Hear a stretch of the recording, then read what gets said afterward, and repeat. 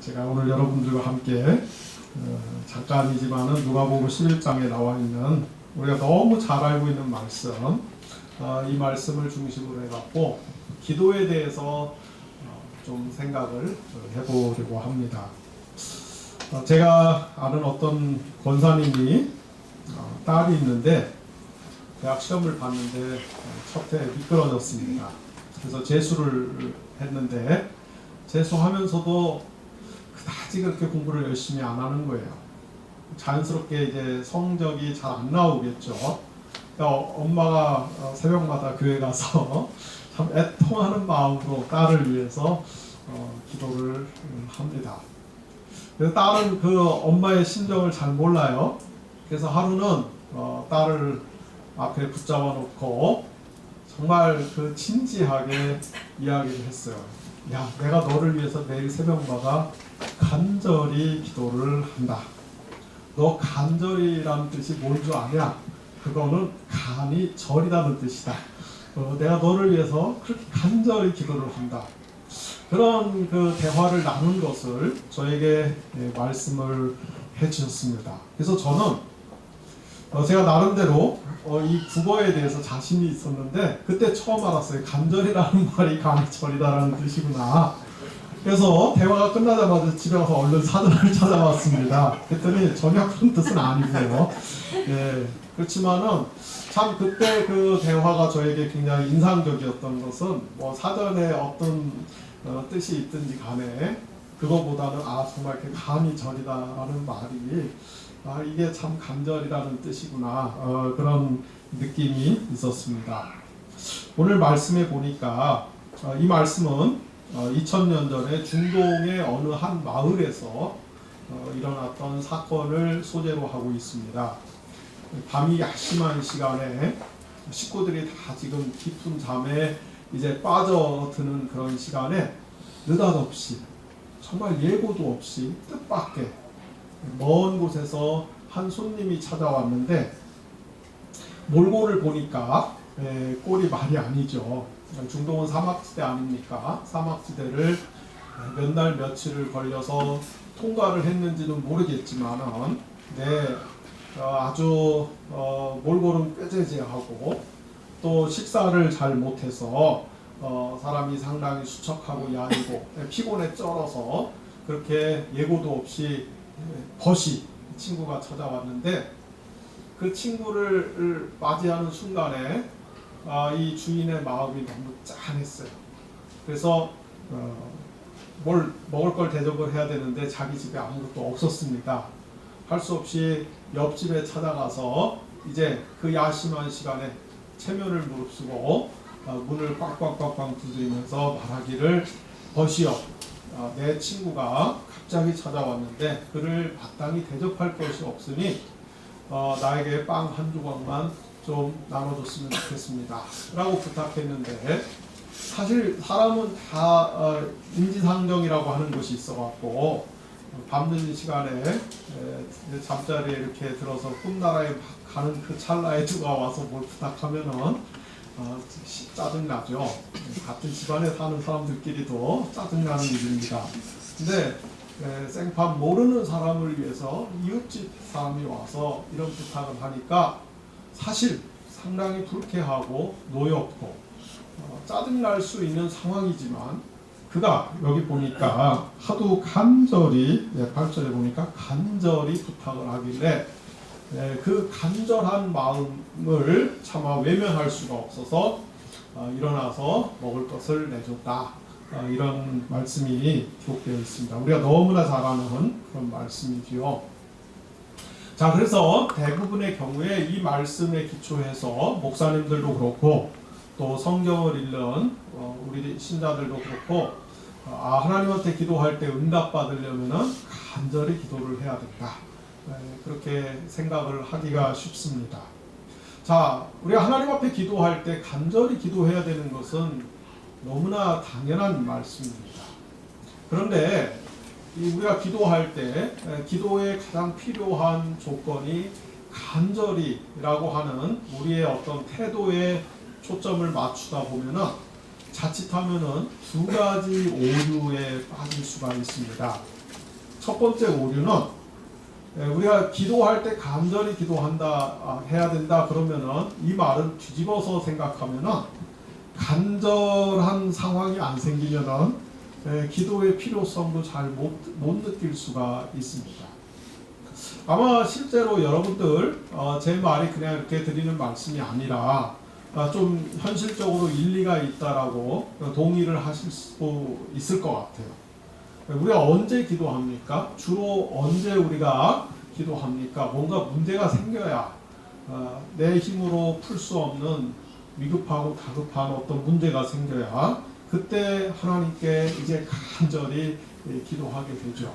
근데 문제가 없다 보면은 우리가 사실 특별히 기도해야 될 필요성을 못 느끼고 넘어갑니다. 네, 그런 상황을 나름대로 변명하고 무마하기 위해서 이제 아주 허울 좋은 구실을 갖다 대죠. 그게 뭡니까? 삶이 기도다. 네, 뭐 이런 식으로.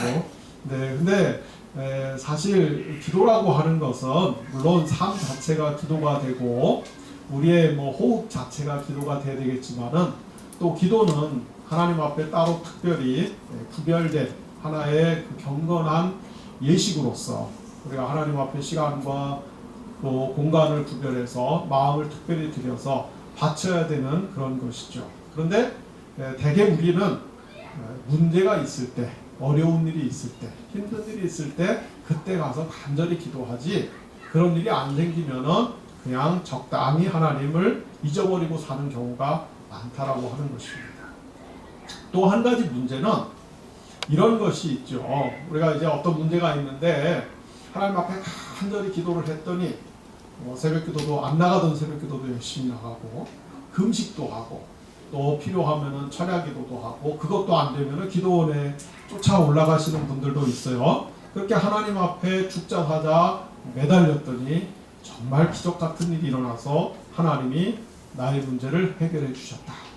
그러면은 이제 여기서 두 가지 문제가 파생이 됩니다. 하나는 우리가 이제 그거를 자꾸 자랑하고 싶어요. 간증이라는 미명하에 내가 이런 어려움이 있었는데 하나님 앞에 뭐 금식을 했더니 하나님이 들어주셨다. 뭐 이렇게 그 간증을 비슷해서 자랑하고 싶은 그런 그 속임수에 우리가 빠질 수가 있습니다. 또 하나는 그러다 보면은 하나님과 우리와의 관계가 굉장히 치명적인 어떤 방향으로 흘러갈 수 있는데 그것은 결국 하나님과 우리와의 관계가 내가 하나님 앞에 무엇을 하느냐, 내가 하나님 앞에 어떤 것을 하느냐, 그래서 우리의 행위에 공로를 두는 그런 식으로 흘러갈 수가 있다라고 하는 것이에요. 사실 우리가 살다 보면은 하나님과 우리와의 관계는 너무나 신비하고 미묘해서 인간의 모든 논리와 설명으로 다 풀어내기가 어려운 지점들이 많습니다. 교회에서 목사님들이야 뭐 믿음으로 다 된다고 이렇게 말씀하시지만 실제로 삶의 현장에 가보면은 그 문법과 그 언어로 담아낼 수 없는 그런 아주 미묘한 현실들이 굉장히 많지요. 저는 출판사를 경영을 하는데요. 저희 그 회사 뭐 직원 중에는 연세가 지긋하신 목사님이 한 분 계시는데 이 목사님은 지금까지 한 120일 뭐 짜잘짜잘한 거 빼고 굵직굵직한 걸로 해갖고 40일 금식 기도를 2번 하셨고 그 다음에 20일 금식 기도를 2번 하셨고 그래서 120일 금식 기도를 하셨어요. 그것도 60세가 다 돼서 그때부터 그렇게 하셨습니다. 독일에 유학 가서 15년 정도 공부하고 돌아오셨는데 그분 말씀이 내가 이제 공부를 이렇게 많이 했으니까 하나님이 나를 크게 쓰실 것이다. 이렇게 자신감을 가지고 왔는데 하나님이 자기를 전혀 안 쓰시더래요. 그래서 기도원에 올라가서 40일 금식 기도를 했어요. 첫 번째 금식 기도 끝나고 나서 생각하기를 하나님이 이제 나를 굉장히 크게 쓸 거다 했는데 그래도 여전히 안 쓰시더래요. 그래서 할 수 없이 40일을 한 번 더 했어요. 그렇게 해갖고 20일 해갖고 총 120일을 했는데 그분 결론이 결국 하나님이 별로 크게 안 쓰시더라. 어떤 분은 3일 금식 기도 했는데 하나님이 크게 쓰는 분도 있고 어떤 분은 40일 금식 기도를 연속 2번 해도 자기 생각만큼 하나님이 안 쓰십니다. 그 자기 생각만큼 하나님이 안 쓰시는 거죠. 그런 경우들도 있더라고 하는 것이죠. 그래서 우리 하나님 앞에 간절히 기도해야 되는 것은 맞는데, 그런데 자칫하면은 이런 부분에 대해서 놓치고 갈 수가 있다. 사실 오늘 이 본문 말씀은 그 중동의, 우리가 팔레스타인 땅이라고 하는 이 중동 지역에서 오랫동안 자리 잡고 있는 특수한 한 문화를 배경으로 하고 있는 것인데요. 그것은 우리 한국 사람들이 체면 문화가 아주 달리 발달했지 않습니까? 이 명예 문화, 자존심 문화가 굉장히 발달했어요. 그래서 요즘은 그런 경우가 없지만 우리 한국 사람들도 옛날에 집안에 무슨 잔치 한번 하면은 그거 이웃 사람들한테 한번 좀 그 뽐때를 내기 위해서 빚어도 갖고 잔치도 하고, 잔치 끝나면 아주 휘청거리는 그런 일들도 있었습니다. 우리 이 중동 지역 사람들은 한국 사람들의 체면 문화하고는 비교가 안 될 정도의 엄청난 자존심 문화를 갖고 있는데, 그것을 가리켜서 전문 용어로 신학에서는 수치와 명예의 문화다 이렇게 이야기를 합니다. 이 중동 사람들은, 이스라엘 사람들을 포함해서 이 아랍 중동 사람들은 수치와 명예에 대해서 굉장히 그 발달된 센서를 가지고 있어요. 그 사람들한테 가장 그 살면서 가장 영광스럽고 기분 좋은 것은 자기 자신을 포함해서 자기 가족, 자기 마을의 명예를 지키는 것입니다. 자존심을 지키는 것. 반대로 그 사람들이 도저히 참을 수 없는 한 가지 이 치명적이고 결정적인 그 인간으로서 도저히 감당할 수 없는 것은 자기 자신 혹은 자기 공동체에 수치를 당하는 것입니다. 그래서 특별히 이 중동 사람들이 가장 그 이 명예와 수치에 대해서 민감하게 생각하는 것 중에 하나가 무엇이냐면은 손님을 접대하는 문제예요. 만약에 어떤 손님이, 이 손님이 자기들과 잘 아는 사람이라든지 가까운 사람이라든지 혹은 잘 모르는 낯선 타인이라든지 이런 것은 별로 의미가 없습니다. 일단 어떤 마을에 어떤 낯선 손님이 찾아오면은 그 손님을 융숭하게 대접을 하는 것은 그 마을 전체의 명예와 관련되어 있는 것입니다. 누구의 손님이냐, 어떤 집의 손님이냐는 별로 중요하지가 않습니다. 일단 그 마을에 누군가가 찾아오면은 그를 융숭하게 잘 대접하는 것은 그 마을 공동체 전체에, 자, 지금부터 2000년 전 사회니까 철저하게 마을이 시족이겠죠. 다 일가친지들이겠죠. 우리 한국도 옛날에 집성촌이라고 그래갖고 무슨 김씨마을, 이씨마을, 박씨마을, 정씨마을 이렇게 마을에 가보면은 다 한 다리 건너서 다 이렇게 혈연관계로 얽혀있나. 자, 그래서 이 마을 공동체가 굉장히 중요한데, 다시 말씀드립니다만은 어떤 사람이 찾아왔는데 그 사람을 잘 대접하는 것은 그 마을 전체의 체면과 관련되어 있는, 명예와 관련되어 있는 그런 것입니다.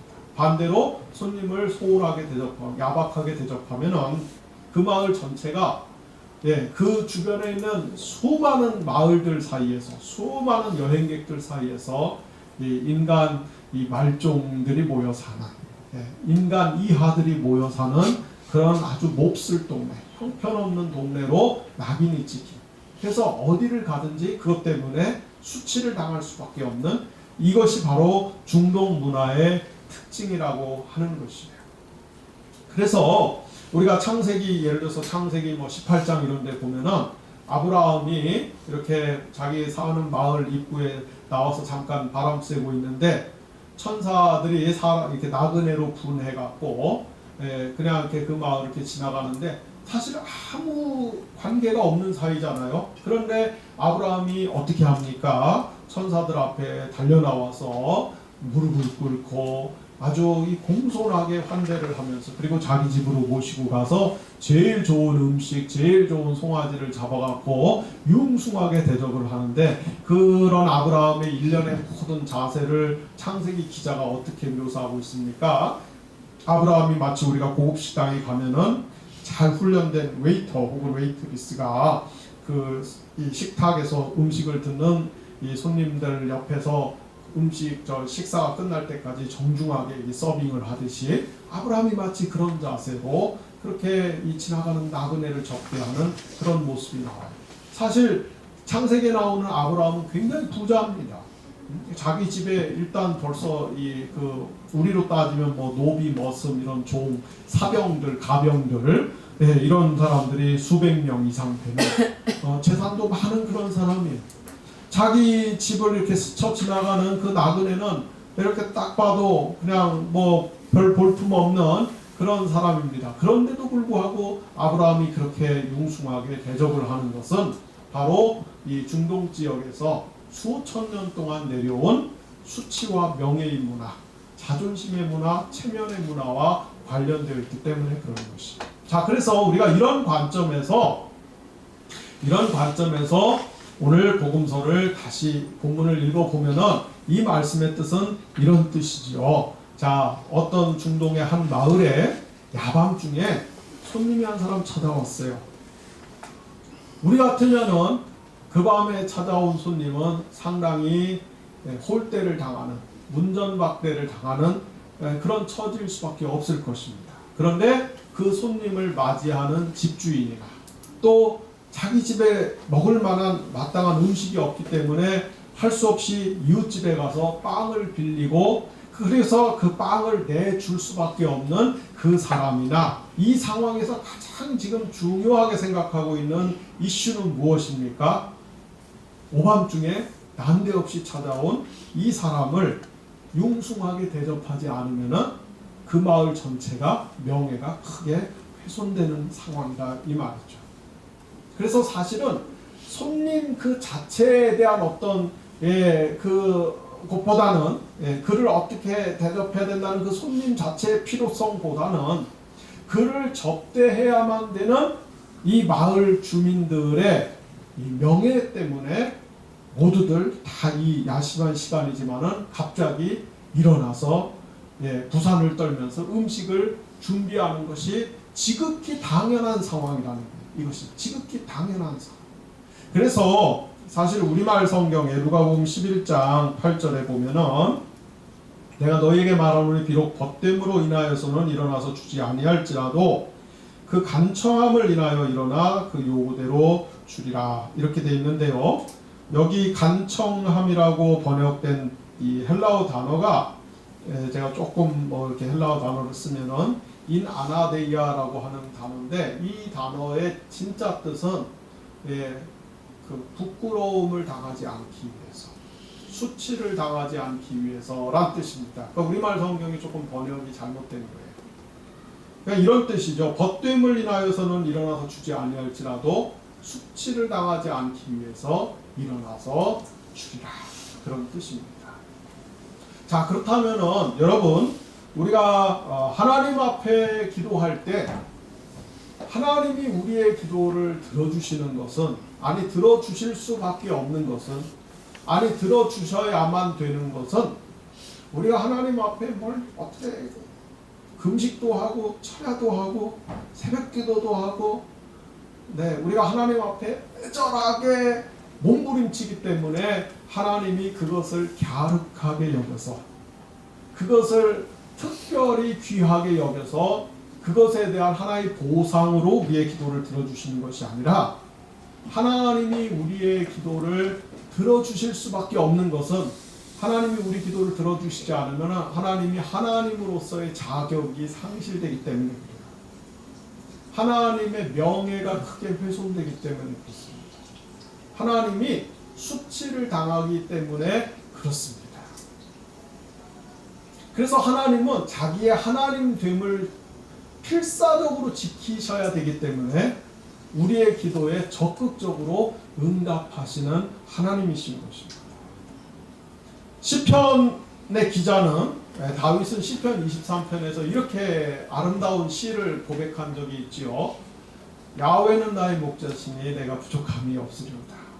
야훼께서 나를 푸른 초당으로 인도하시고 잔잔한 쉴만한 물가로 인도하시는도다. 자, 이제 우리 그 사계절이 뚜렷하고 봄, 여름, 가을이 만개한 우리 한반도 상황에서는 시편 23편의 정황이 그다지 이렇게 와닿지 않아요. 그러나 사방이 이 그 사막과 죽은 땅과 험지로 가득 차 1년 내내 이 아주 잿빛, 황토빛 그 땅과 돌무더기와 모래바람으로 가득 찬 중동의 여러분이 생각해 보시면은 이 양들에게 있어서 푸른 초장과 잔잔한 물가. 제가 이 양의 생리를 조금 보니까 양은 아주 고요하게 잔잔하게 흐르더라도 일단 물이 흐르면은 그 물을 마시지 못하더라고요. 양이 겁이 얼마나 많은지 흐르는 물은 근처도 못 가요. 그래서 양은 항상 이렇게 고여 있는 물. 그래서 이 중동의 목자들은 보니까 이렇게 물이 흐르면은 개울이 흐르면은 그 개울 옆에 땅을 이렇게 웅덩이를 타서 물이 이렇게 그 개울물이 잠깐 스며들게 해갖고 양들을 그렇게 이 정체되어 있는 물을 먹여주는 그런 잔잔한 물가, 정체되어 있는 물가. 그런데 왜 하나님께서 하나님의 백성들을 그렇게 선대하십니까? 그렇게 하나님께서 하나님의 백성들에게 왜 호의를 베푸십니까?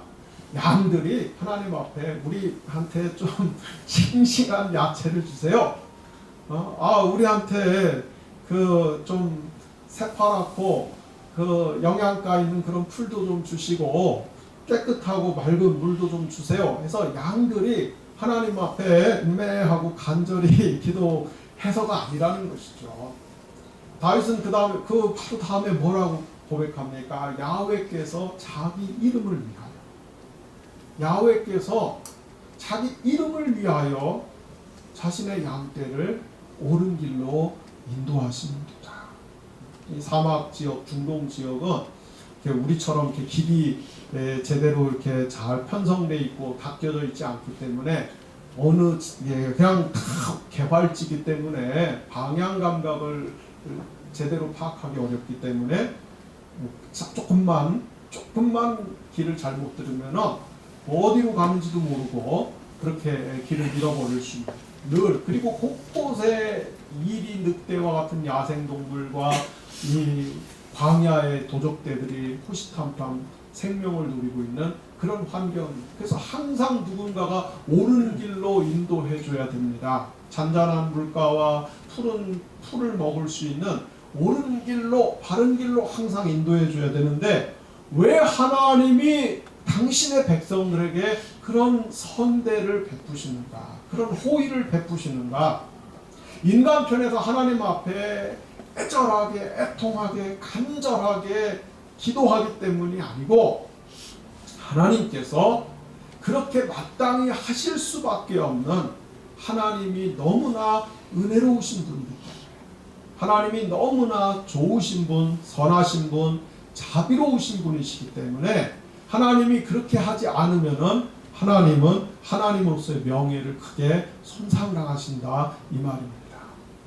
그래서 여러분, 하나님과 우리와의 관계에 있어서 핵심은 하나님의 성품에 있는 것이에요. 하나님의 하나님 되심에 있는 것입니다. 우리가 하나님 앞에 무언가를 기도해서 응답받는 것은 우리의 어떤 기도하고 있는, 간구하고 있는 우리의 자격이나 우리의 조건이나 우리의 됨됨이와 상관이 없어요. 여러분의 스펙이 얼마나 좋은지, 여러분의 일상의 삶이 얼마나 의로운지, 여러분이 얼마나 반듯한 사람인지, 우리가 얼마나 정말 깔끔한 사람인지, 제대로 된 사람인지, 멋지고 근사한 사람인지, 치열하게 사는 사람인지, 그거는 부차적인 문제입니다.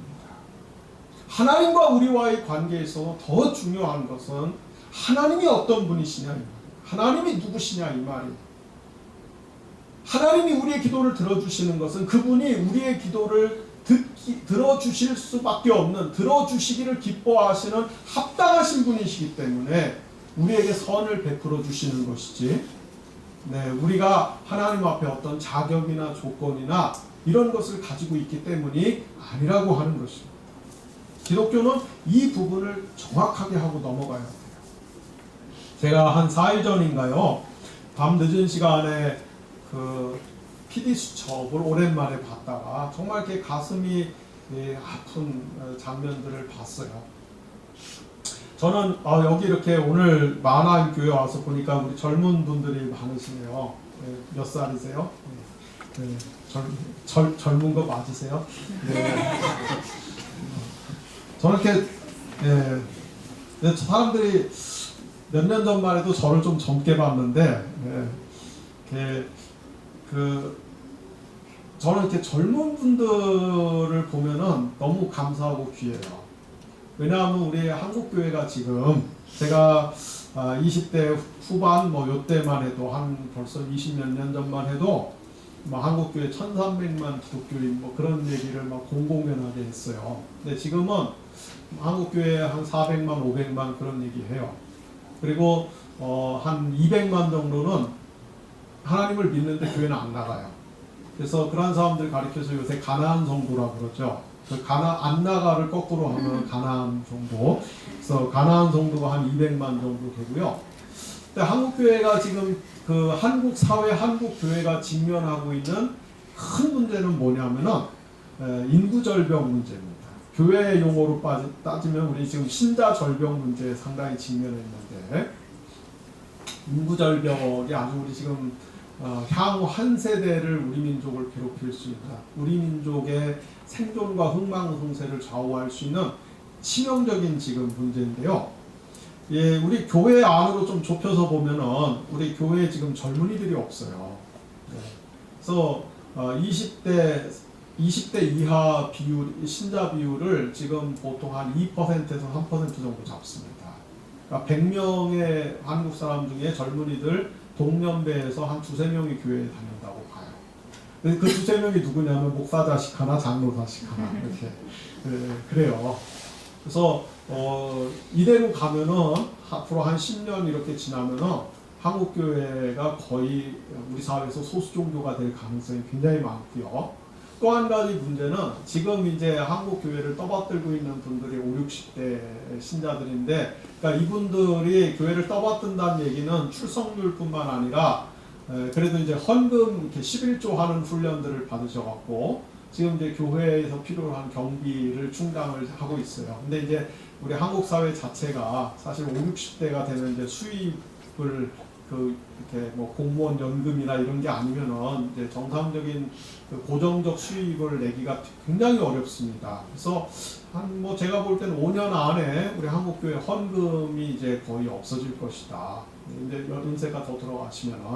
그래서 저는 감히 제가 예상해 보면은 아마 건물 있는 교회들은 앞으로 다 재앙일 거다. 건물 있는 교회들은 다 재앙일 거다. 제가 한 4년 전에 들은 얘기인데, 독일의 어떤 성을 굉장히 중세의 멋진 웅장한 성이 100원에 나왔는데 아무도 안 사요. 여러분들 같은 가서 살 것 같죠? 100원씩 안 내고. 왜 안 살까요? 네? 유지할 수 없으니까 안 사는. 근데 아마 앞으로 한국 교회에 지금 어지간한 이 규모 이상의 건물 있는 교회들은 전부 다 이 재앙, 이 덫에 걸릴 겁니다. 지금 참 안타깝죠. 제가 이렇게 젊은 시절에 곧 우리 세대의 민족 복음화, 그 다음에 통일해갖고 북한도 다 복음화 시키고, 그리고 저희가 중목할 때 그랬잖아요. 그게 무슨 2020인가? 비전 2020 해갖고 2020년도에 우리 민족 75% 복음화 시킨다고. 군대에서 세례 주면은 걔가 나가서 결혼해갖고 또 기독교 가정을 꾸려갖고 민족의 75%가 기독교 신자 될 거라고. 2020년에. 그래서 저희가 1990년대 중후반에 군에서 이런 운동 엄청 했어요. 2020년이면 우리 민족 75% 복음화 된다고. 그때 제가 선배님들한테 그런 일이 안 일어날 것 같다고 그랬다가 혼되게 났는데, 근데 제 전망이 맞았던 것 같아요.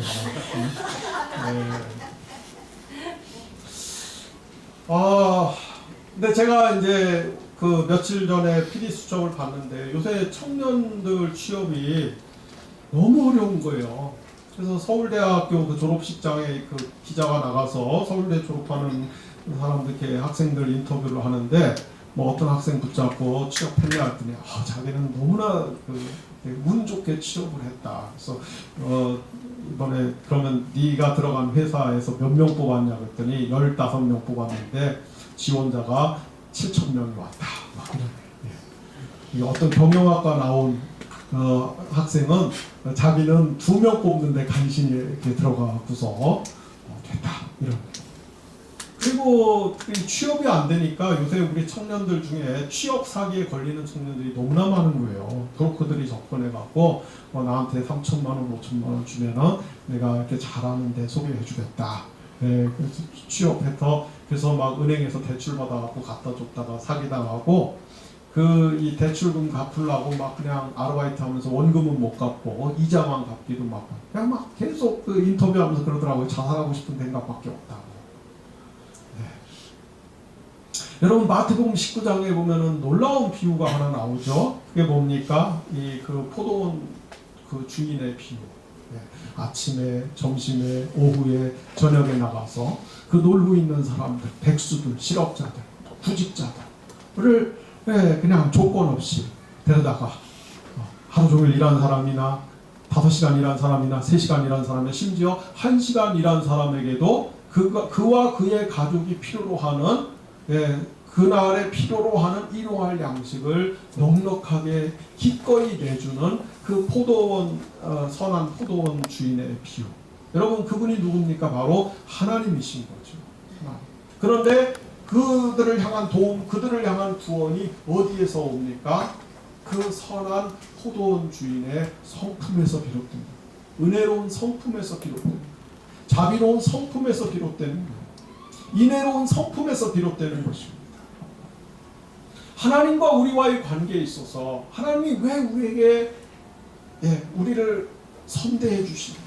왜 하나님이 우리의 필요와 간구에 응답하시는가? 우리의 노력과 우리의 열심과 우리의 어떤 잘남 때문이 아니라고 하는 것이죠. 하나님이 마땅히 그렇게 하실 수밖에 없는, 하셔야만 되는, 하시는 것이 그분에게도 훨씬 더 이익이 되는 하나님의 거룩하신 성품, 자비로우신 성품이 그 밑바닥에 있다라고 하는 것을 우리가 알아야만 합니다.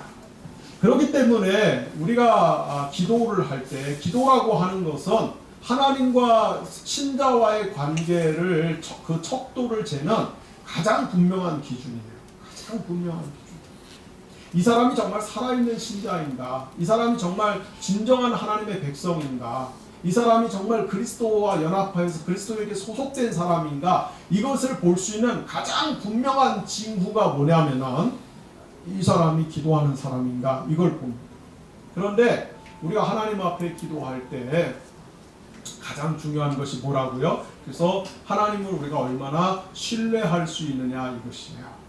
하나님이 얼마나 선하신 분이신가, 좋으신 분이신가, 은혜로우신 분이신가, 이것을 내가 얼마나 확신하고 사느냐, 이것이 우리의 신앙의 핵심인 것입니다. 그래서 예수님께서는 제자들에게 말씀을 주시면서 부탁하시기를, 기도할 때 신자들은 이방인들처럼 말을 많이 할 필요가 없다, 이렇게 말씀하셨어요. 우리는 그걸 가르쳐서 중언부언이라 이렇게 하죠.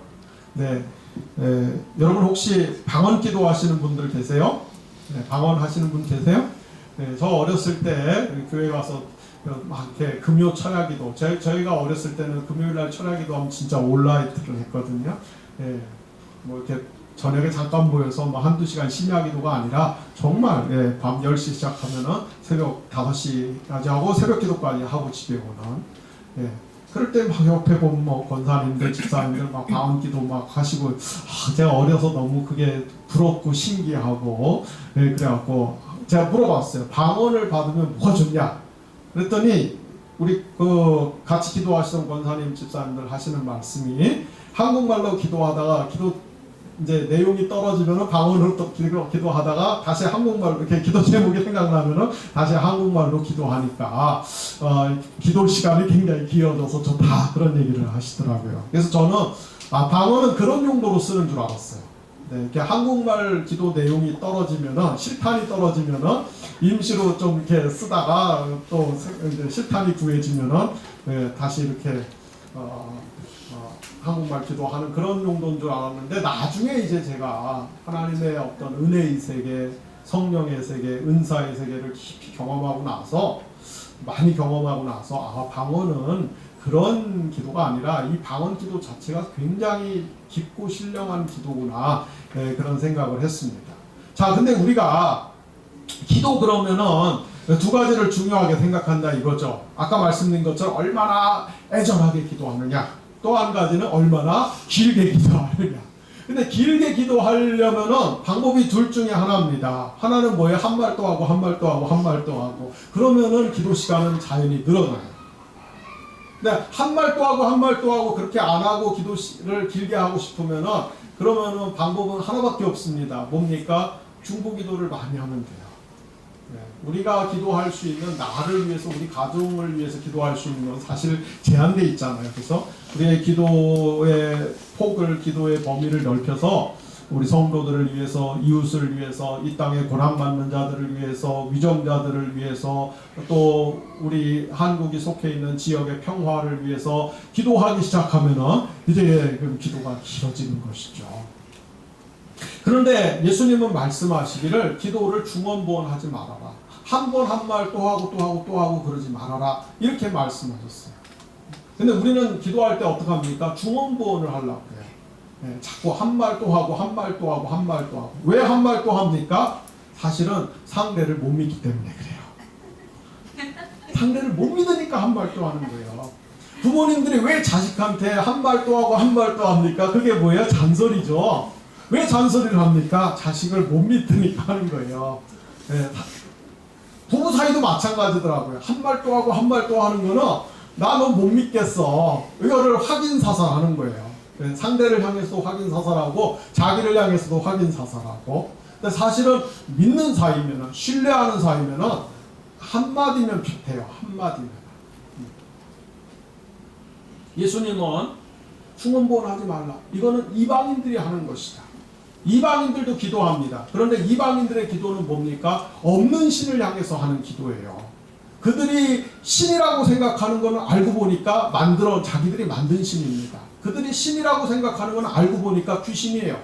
없는 신, 가짜 신을 위해서 를 향해서 기도해야 되기 때문에 어떻게 합니까?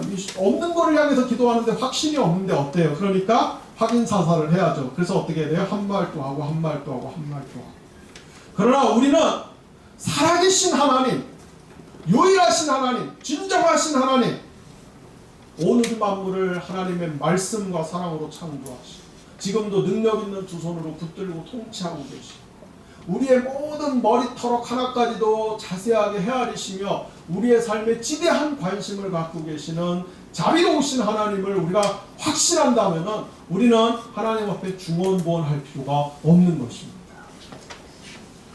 구약성경 열왕기상 18장에 보면은요, 이것도 여러분 잘 아시는 말씀이에요. 여러분 아까 우리 김상호 목사님 광고하실 때 보니까 3월 달에는 그 열왕기서부터 에스더서까지 그 정도 읽으셔서 되시겠어요? 성경을? 네, 더 많이 읽으셔야죠. 저는 목회할 때요, 저도 목회를 담임 목회 분모까지 포함해갖고 한 18년 이렇게 해봤는데요. 목회할 때 성경 정말 많이 읽혔어요. 그래서 제가 그 목회할 때 저희 교회는 1년에 5독 이하는 인간 취급을 안 했어요. 5독 이하 인간 취급을 안 했어요. 그래서 제일 많이 읽으면은 그 연말에 이렇게 시상을 하는데 간단하게 기념패 이렇게 하나씩 맞춰주는데 5독 이상만 이렇게 해주거든요. 근데 제 기억에 제일 많이 읽으셨던 분이 29.5독 정도. 근데 보면은 뭐 굉장히 그 일상적인 삶을 다 살면서도 그렇게 하시더라고요. 텔레비전 안 보고 뭐 이런 거 안 하니까 다 하시더라고요. 그래서 제가 볼 때는 성경 좀 더 읽으셔야 될 것 같아요. 오독이하는 인간이 아니에요. 근데 제가 이렇게 보니까 그 오독 이하에 걸리는 사람들이 딱 늘 걸려요. 보니까 장로님들, 부목사들, 예, 오독 이하, 일반 신자들 다 읽는데 성경을 좀 많이 읽어야 되겠죠. 자, 그런데 예, 그 구약성경 열왕기상 18장에 보면은 유명한 그 갈멜산 대첩이 나오잖아요. 예, 이스라엘 왕 아합 시대에, 이때가 이스라엘 역사에서 우상 숭배가 가장 횡행했던 시대예요. 그때 이제 엘리야라고 하는 하나님 편에 서 있는 예언자와 그리고 바알과 아세라의 종교를 섬기는 그쪽 선지자 850명이 갈멜산에서 이 일대 대전을 벌이는데, 그때 내기를 하죠. 무슨 내기를 합니까? 송아지 한 마리 잡아놓고 기도를 해갖고서 하늘에서 진짜 불이 내려와서 그 송아지를 불로 태우는 쪽이 진짜 하나님이라고 결정하고 그쪽을 믿기로 하자. 그래서 엘리야가 이야기합니다. 바알과 아세라 선지자한테 니네가 먼저 해라. 니네가 먼저 해라. 요새 그 알파고하고 이세돌 대국 때문에 그 세간의 관심이 거기에 쏠렸는데, 아마 당시에 그에 못지않은 엄청난 관심이 갈멜산에 집중이 됐을 겁니다. 자, 엘리야가 니네가 먼저 해라. 열왕기상 18장에 보니까 바알과 아세라의 선지자들이 어떻게 기도합니까? 일단 오전에 기도를 시작했는데 점심때까지 계속 중얼중얼대요. 계속 중얼중얼대요. 예, 불 내려달라고 계속. 그러면서 오전 내내 뭐 합니까? 중얼중얼대고 춤을 추죠. 춤을 추고. 최초의 그 인류 역사 최초의 래퍼들이 여기 다 나옵니다. 예, 춤을 추면서 계속 오더라요. 그래도 불이 안 내려와요. 그러니까 어떡합니까? 이제 점심 지나서는 큰 소리로 기도하더라. 큰 소리로 기도하면서 그 다음에 어떻게 합니까? 칼과 창을 가져다가 자기들 몸을 자해를 해요. 자해. 그래도 불이 안 내려와. 근데 엘리야는 옆에서 막 놀리죠. 니네 신이 자냐? 외출 나갔냐? 탐고 나갔냐? 뭐 딴 생각하고 있냐? 묵상하고 있냐? 뭐 옆에서도 예, 뭐 열받아갖고 막 더 소리를 지르고 몸을 자해하는데도 그래도 불이 안 나. 그래서 이제 해가 질 무렵이 되니까 바알과 아세라의 선지자들이 어떻게 합니까? 성경에 보니까 미친 듯이 기도했다. 미친 듯이 부르짖었다. 그래도 불이 안 내려왔어요. 하루 종일 시간을 줬는데 미친 듯이 기도했는데 불이 안 내려왔어요. 응답을 못 받았어요. 그래서 이제 엘리야 차례가 됐죠. 뭐라고 기록되어 있습니까? 엘리야가 송아지 잡고 물을 붓고 나서 그 다음에 엘리야는 딱 한마디만 기도했어요. 딱 한마디. 뭐라고 기도했어요? 아브라함의 하나님, 이삭의 하나님, 야곱의 하나님, 이스라엘의 하나님. 당신이 하나님이신 것을 보여주십시오. 그랬더니 불이 내려와서 재물을 태웠어요. 여러분, 이것이 기독교입니다.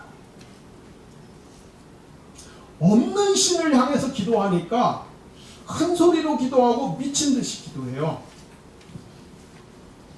자기가 기도하는 것을 확신하지 못하니까 한 말을 또 하고 한 말을 또 하고 한 말을 또 하고 중언부언할 수밖에 없어요. 그러나 우리는 살아계신 하나님, 유일하신 하나님, 참되신 하나님께 기도하기 때문에 우리는 딱 한마디만 되면 돼요. 아브라함의 하나님, 이삭의 하나님, 야곱의 하나님, 하나님이 하나님이신 것을 보여주십시오. 인류 역사상 가장 위대한 천재 중에 한 사람이 파스칼입니다. 여러분은 파스칼 그러면 딱 하나만 아시죠? 인간은 생각하는 갈대다. 근데 사실은 파스칼은 천재 수학자 겸 천재 철학자였어요. 이미 10대 때 대단한 글들을 쓰기 시작했습니다. 그런 파스칼이 어느 날 기도하다가 불을 체험했어요. 성령의 불을 체험했어요. 그래서 그날에 자기가 하나님 앞에서 얻었던 그 놀라운 감격을 이렇게 글로 써갖고서 천에다 글로 써갖고서 그 양복 안쪽에다 실로 꿰매놨어요. 파스칼이 나중에 이제 그 다쳤을 때 파스칼 옷을 벗기다가 여기 이렇게 파스칼이 써놓은 그 문장을 발견을 했습니다. 파스칼이 뭐라고 썼냐면 이렇게 썼어요. 아브라함의 하나님, 이삭의 하나님, 야곱의 하나님, 예수 그리스도의 하나님, 그리고 파스칼의 하나님. 기독교의 생명은, 기독교의 근본적 힘은 하나님에 대한 신뢰에서 비롯되는 것이에요. 하나님에 대한 신뢰에서 나오는 것이에요. 우리의 노력, 우리의 열심, 우리의 의로움, 우리의 행실, 우리의 스펙. 요새 우리 젊은 사람들이 스펙이 얼마나 좋아요. 취업하려고. 저희 세대는 상상할 수도 없는 엄청난 스펙들을 장착하고 있어요. 그래도 세상이 안 알아주잖아요. 세상이 안 받아주잖아요. 우리가 하나님 앞에 나아가는 것은 그런 것을 가지고 나아가는 것이 아닙니다. 우리가 하나님 앞에 나아갈 때 우리에게 필요한 것은 딱 하나입니다. 아버지, 아버지 하나님, 나의 하나님, 내 부모의 하나님도 아니고 내 애인의 하나님도 아니고 우리 목사님의 하나님도 아니고 나의 하나님, 나의 아버지, 그 한마디에 여러분 하나님과 우리와의 살아있는 모든 관계가 거기 달려있는 것을 여러분이 믿으시기를 바랍니다. 네. 웨스트민스터 신앙고백서 1항은 이렇게 시작을 하지요. 사람의 제일 되는 목적이 무엇이뇨? 사람의 제일 되는 목적은 하나님을 영화롭게 하는 것과 그를 영원토록 즐거워하는 것입니다. 정말 그렇습니다. 여러분 우리가 이 땅을 살아가면서 우리가 살아가는 가장 중요한 목적이 무엇입니까? 여러분 우리가 돈을 벌면 얼마나 벌겠어요? 우리가 유명해지고 힘센 자리에 올라가면 어디까지 그렇게 하겠습니까? 주변을 보니까 돈을 500원만 벌었으면 좋았을 사람이 1000원 벌었다가 망가지고 수치를 당하고 불행해지는 사람들이 참 많더라고요. 한 3분의 2 정도까지만 올라갔었으면 참 좋았을 사람이 끝까지 올라가려고 했다가 노년이 최후가 불행한 사람들을 참 많이 봤습니다. 우리가 사는 목적이 무엇일까요?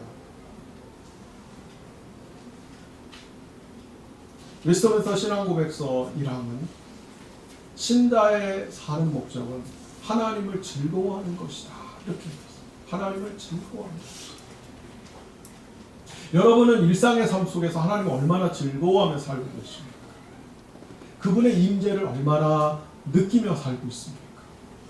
그분이 24시간 내내 여러분과 동행하시며 여러분의 삶 속에 임재하시며 여러분에게 말씀하시며 여러분에게 선을 행하시고 친절을 베푸시며 여러분과 깊이 교제하시기를 원하시는 하나님이라는 것을 얼마나 느끼고 있습니까?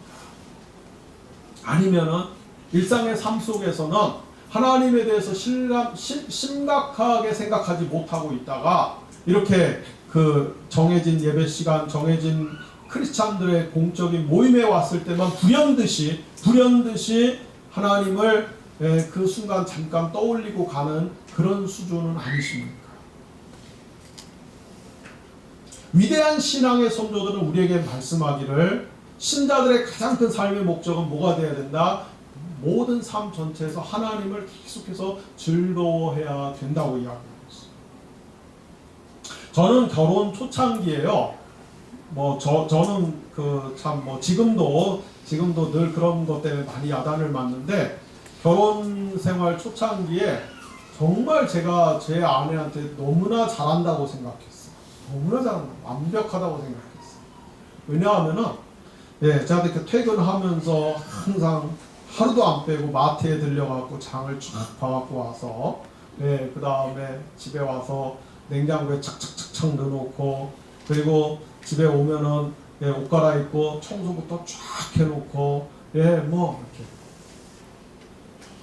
그리고 제 아내가 그 첫 아이 임신해갖고 막 입덧 심할 때 막 새벽 막 2시에 막 돈가스 먹고 싶다고 막 이런 그래갖고 제가 이 돈가스 재료를 미리 사다 놓고서는 새벽 2시에 일어나갖고 돈가스 만들어갖고서 탁 대령하고 그 다음에 새벽 4시 좀 넘은 새벽기도 가고 나 정말 최고라고 생각했어요.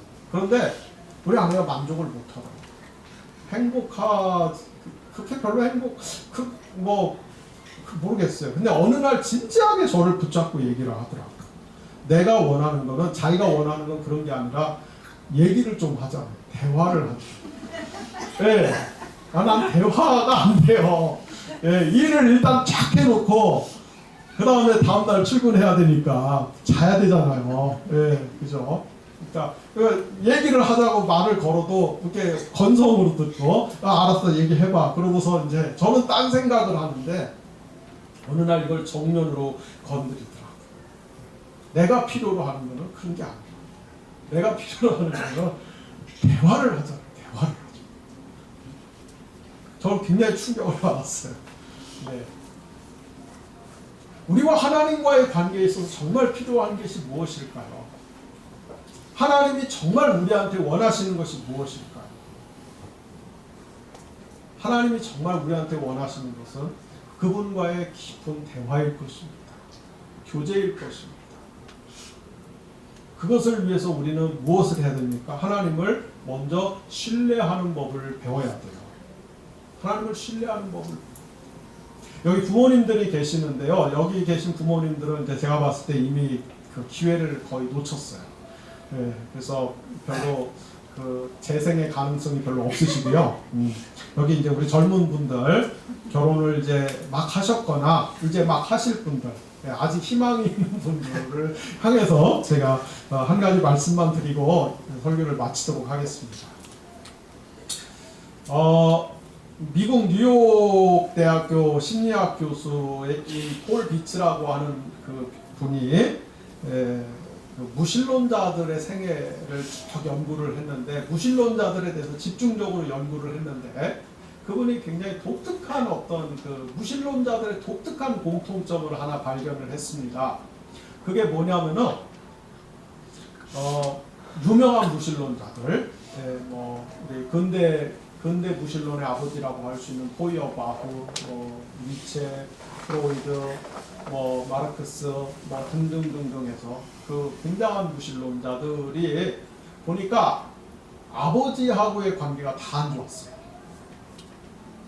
아버지가 일찍 죽었다든지, 아버지가 바람을 피워서 딴 집 살림을 차렸다든지, 아버지가 굉장히 성격이 괴팍해갖고 자녀들에게 함부로 막 했다든지, 그래서 아버지하고의 관계가 다 안 좋았어요.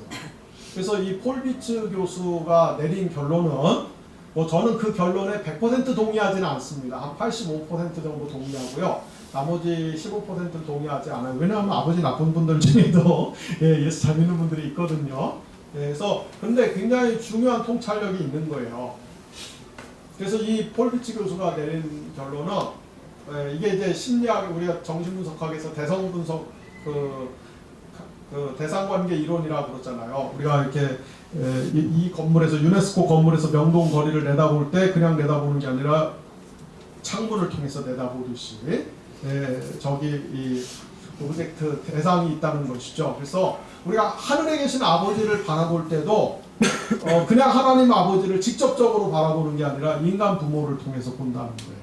인간 부모라는 렌즈를 통해서, 인간 부모라는 창을 통해서 본다는 것입니다. 그래서 부모가 어떤 사람이냐가 자식이 하나님과 관계를 맺는 데 있어서 굉장히 영향을 미친다는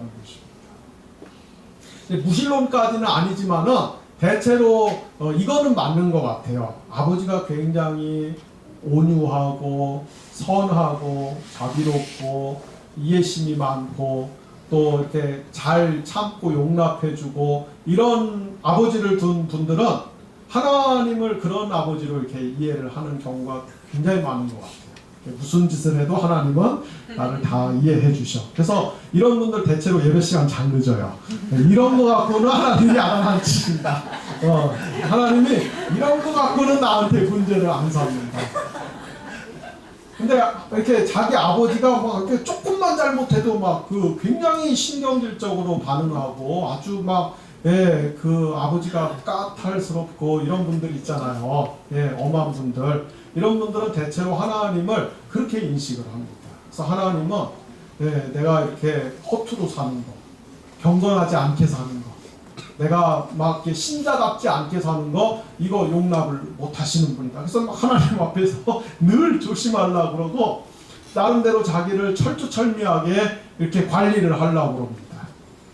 근데 이제 또 다른 사람들한테도 그렇게 이제 하나님 상을 자꾸 전파를 하죠. 그래서 우리 여기 그 젊은 분들 앞으로 가정 이루시고 이제 하셔야죠. 네. 믿음으로 예, 하세요. 예, 한국 사회가 아무리 어려워도 하시기를 바랍니다. 그런데 정말 그 좋은 부모가 되는 것이 중요합니다. 좋은 부모. 예, 돈 많이 벌어오고 뭐 아이들 저기 뒷바라지 잘해주고 사교육 잘 시켜주고 그런 부모 말고 정말 그 성품이 사람 됨됨이가 예수 그리스도 안에서 나타난 하나님의 은혜로움을 드러낼 수 있는 그런 성품을 개발을 하셔야 돼요. 이것이 굉장히 중요합니다. 굉장히 중요해요. 네. 저는 뭐 제가 실명을 대면은 그분들 명예가 이제 훼손이 되니까 말씀 안 드리겠습니다만, 저는 한국에 굉장히 유명한 목사님들, 큰 교회 목사님들, 이름 석자 되면 다 알 수 있는 목사님들, 이렇게 사적으로 가정이 그 불행한 분들 참 많이 알고 있어요.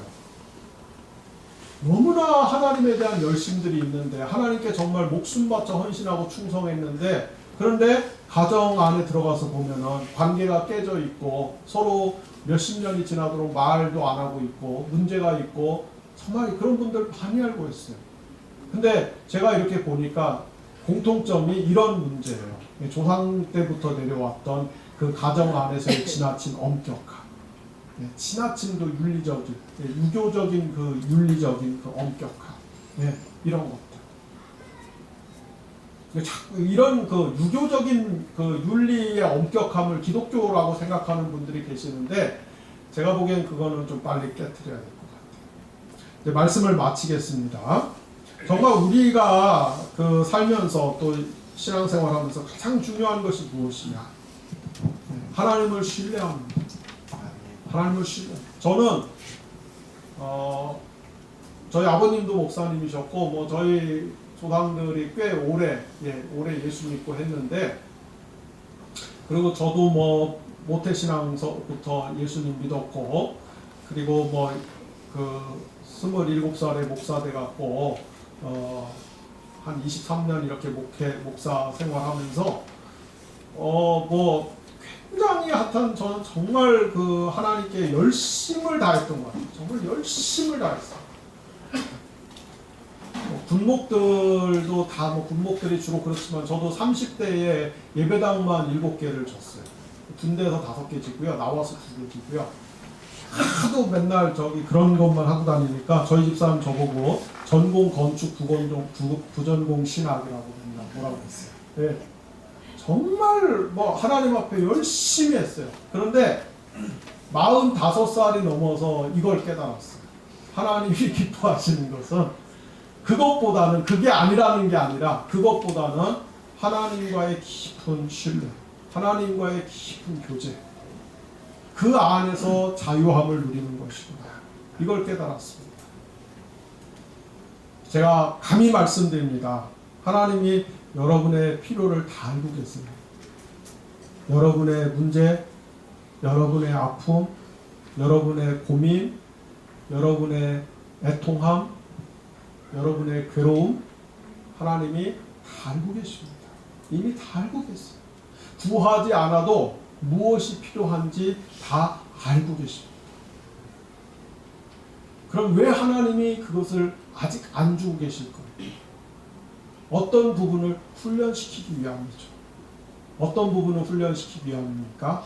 하나님과의 깊은 교제, 하나님에 대한 전적 신뢰.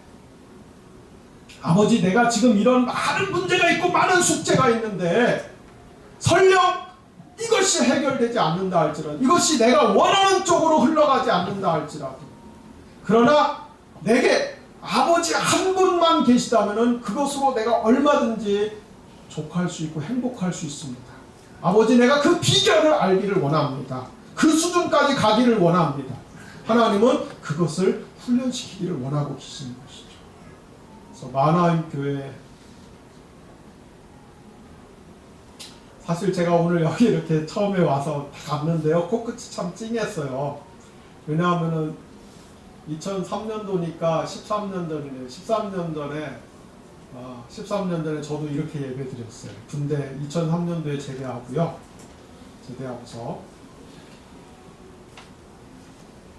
교회를 개척을 했어요. 윤 목사님도 아마 그 오라고 하시는 데들이 여러 군데 있었던 거 제가 아는데, 저도 그 당시에 이렇게 오라고 하는 데들이 있었는데, 너무 교만해갖고요, 내가.